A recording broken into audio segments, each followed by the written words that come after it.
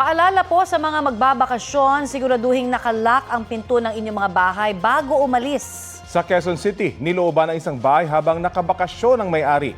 Mahigit 200,000 pisong halaga ng mga relo at alahas ang natangay. Balitang hatid ni James Agustin.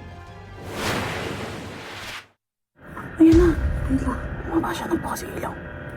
Kuhang video na ito ng isang concerned citizen sa barangay San Bartolome, Novaliches, Quezon City madaling araw ng Biyernes Santo.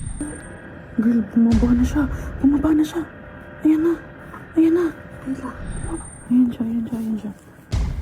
Ang isang lalaki makikita na lumabas mula sa ikalawang palapag ng bahay. Nakatakip ang kanyang mukha ng itim na tela habang naglalakad paalis sa lugar.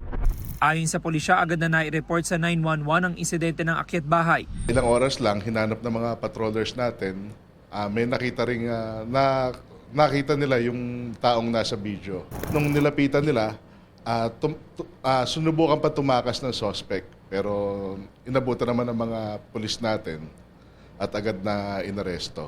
Arestado ang 33 anyos sa suspect na napag-alamang residente ng Cainta, Rizal at dumayo lang sa Quezon City.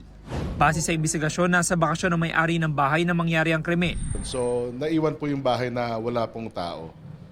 At yun nga po, sinamantala na po na itong mga akit bahay na to.